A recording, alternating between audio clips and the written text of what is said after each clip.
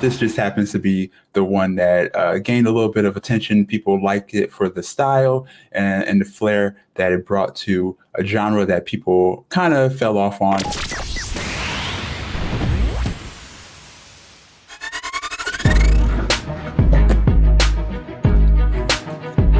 Hi, I'm Neil. I go by Aerial Knight online, and I am the creator and developer of Aerial Knights Never Yield. I made Aerial Knights Never Yield here in Detroit, and it was a personal project of mine, and it was one of my many projects, but this just happens to be the one that gained a little bit of attention. People liked it for the style and the flair that it brought to a genre that people kind of fell off on. But we are trying to bring it back with a little bit of style and a few new features. So with that, we have a trailer for you for Aerial Knights Never Yield that I would love for you to watch.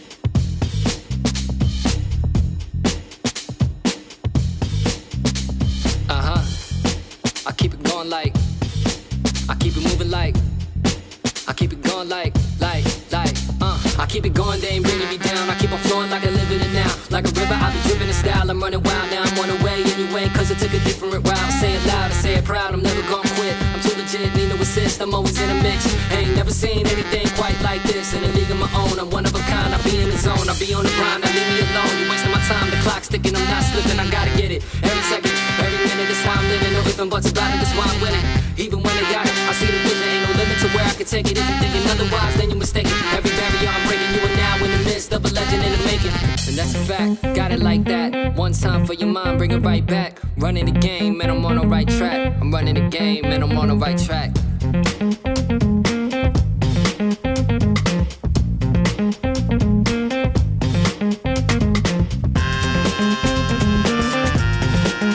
Cool. So yeah, that trailer was the third trailer I cut for it, featuring really interesting and dope music from my friend Dan, who we work with together for a really long time, trying to figure out just the sound of the game to get a really good mix of hip hop and jazz, and just kind of spread it throughout the game so it sounded and felt really different than the other games that was currently out there. So with that, I would love to show you some more of the game. So we're gonna go straight into the first walkthrough. This is the main menu of the game. I spent a lot of time on this. I want to just show everybody that we will have outfits that you can unlock, level selects, difficulties in the game, which wasn't in the original demo, but based off the feedback that we got, I did the best I could to get that in there for everybody. At the beginning of each level, we have a small cutscene, which I had to animate all by myself. I got a crash course in doing cutscenes. But yeah, this is level 1. So I did mostly all the art by myself, but the point of level 1 was to really ease the player into the controls. There's a lot of slow motion in level 1, but as the level progresses, you'll see that you have to react faster, and there's less of that, and it transitions you into the actual pace of the game. To unlock the difficulties right now, you have to beat level 1, so the other difficulties kind of turn those things off if you choose to. But yeah, we kind of just like slow the player down, let them kind of get a feel for the mechanics and kind of understand when to jump, when to slide, how long to slide, and things like that. A lot of things are based by the actual obstacle. So even with things being slowed down, you kind of have to look around and kind of just gauge what the obstacle is and your environment. I added, some extra kind of flares, this flip button. It was just something extra that we added in just to give the player an option to slow down if they wanted to. A lot of players felt like certain parts were just way too fast. So we try to do a lot of options, but do it in a very simple way so that it's not disruptive to gameplay. As you can see here, this is where I, kind of put a large transition without any obstacles, just so people can kind of notice that things are getting faster. So there's a little bit of a gateway there. But yeah, this is me playing the game. I did really well at the start, but it's very distracting sometimes. um, I'm amazed when I see people play the game and they're just able to like kind of just speed run through it. And with that, you can also, if you want to make the game more difficult without changing difficulty settings, there is a dash button that you can hold down throughout the entire level, and you can make it even more challenging that way, meaning that you have to react a lot faster. You have to kind of just know what's coming. So it's for the more veteran players, the players who really want to take their time and learn every obstacle and just like, speed run straight through the game. You see another one of these transitions to let the player know that, you're going into a different area and everything's going to get a little bit faster. And I died. I love watching smaller kids play this game because smaller kids just seem to just be okay with learning from their mistakes and, keep going. It's always the adults who get super frustrated with dying and having to figure out how they died and kind of taking that and learning from it. So I always like watching little kids play it, and they are way better at games than I am. So you can see how quickly the pace is picking up. As you continue through this level, we get you to the pace of the actual rest of the game. So I'm very happy with this level, even though, I still need a lot of practice myself. But I'm very happy with how this level turned out. I really can't wait to see all the people kind of play it and, get through the level and, see what the fastest times actually are going to be. Let's see if I actually make it through here. It's a jump. That's a jump. We color code everything so that, slide is purple, just like the buttons in the corner. Dashes are blue. Red buttons mean jump. I made it and I still get tied up sometimes. Yellows are vaults. And we have those warning lines in the top corners to kind of give the player a heads up. So there's a lot of, heads ups given to the player so that it's not just totally, running into a wall every single time. We let you know what's coming. So yeah, a lot of cool animations, a lot of like dope flips. We switch up the animations often so that it feels like different jumps every time. We add new obstacles every level, and we have a couple surprises in the game that are very challenging. That I'll be surprised how many people beat. So there it is. I got 7 deaths and I gave up. So how did I create a game such as this? It seems like a really big game, but even though I am young and beautiful, I am pushing 30 something.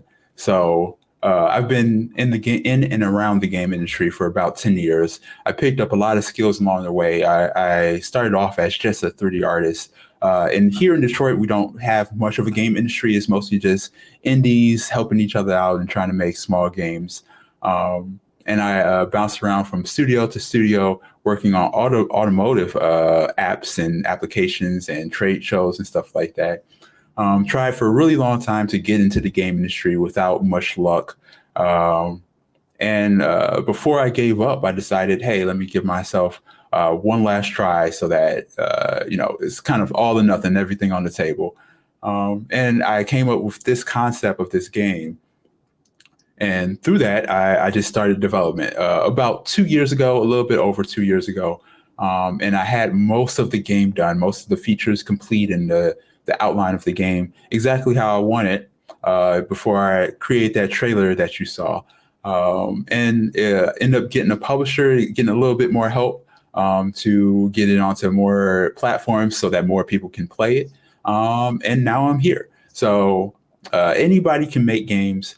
This is a very large scale game from somebody who's been in the industry for a bit of time, not the most amount of time, but a bit of time. But games are really inclusive now as far as accessibility to the tools. And I really encourage everybody to go out there and learn new things and try different things, even if it's on your own. I don't encourage you to go out and try to make an MMO or anything like that. But yeah, you can definitely make something small, make your core concept or idea, and see what people think about it. Post it on Twitter. Ask for feedback. That's the best way to get better. All right, into the second level. So this level is a lot more difficult in the sense that there's no easing into the actual speed of the game. We just kind of kick you right off into it. So yeah, this level is really special because it's really hard to do running, going inside and outside, especially in indie games. I know AAA does it a lot where you go inside and outside all the time. But in the indie space, it's pretty difficult to pull off with a lot of camera effects and camera transitions and making sure that the player really understands where they are in the world. So as you can see, there's a lot of jumps. There's a lot of warnings. We do a lot with the art to try to mix it up. Yeah, and it's just a lot at you at once. So through the playtest, people seem to really enjoy it and really get the point. You also have these drones chasing you, which is a big part of the story that we really haven't talked too much about. Well, I haven't talked too much about. Yep, another death. Another thing is you can see your time for your current level in the bottom corner of the screen. It's always going. But we do a lot of quality of life UI so that speedrunners can kind of track their time per level and also their time through an overall game. So if you want to know how quickly you can beat all of the levels combined and how quickly you can beat each individual level. So you know what to work on, what you need to get faster at, or levels that you get through the fastest. So really quickly back to this level, we again, I know I brought it up in the last walkthrough. Everything's color coordinated, but as you can see, sometimes the items are smaller, so you kind of have to always be on the lookout for which obstacle to do which move on.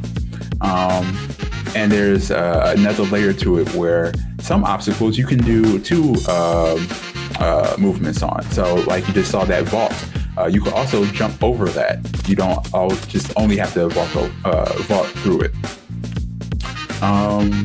Dash through the doors. We try to add just a lot of variety to what you have to do and when you have to do it. But it's really one of my favorite levels because there's a lot of different obstacles and a lot of things to figure out. But once you kind of know what's coming, I can't wait to see how people kind of just speed run through it and different tricks that they use to get through obstacles. Running. Hopefully I don't mess this part up again. Yeah, see, I learn. I know what I'm doing sometimes. See, I jinx myself every time.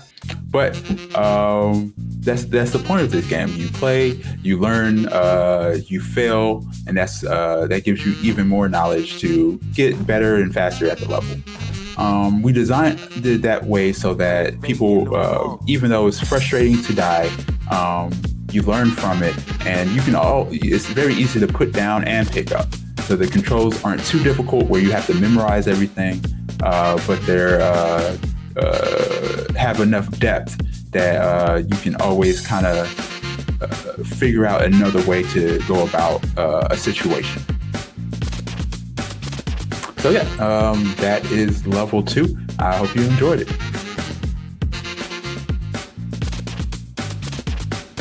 Oh wait, there's more.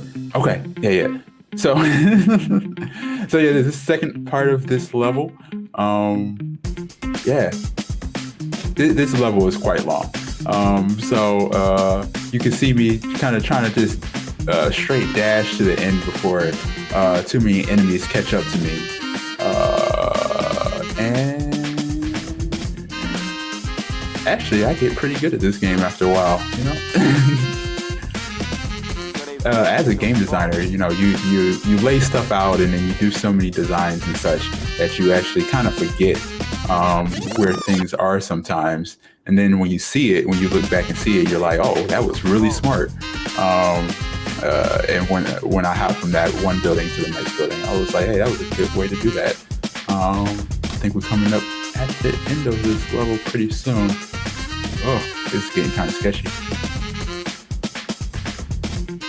Oh yeah, people are definitely going to be way better at this game than I am. Those are going to be some fun videos to watch.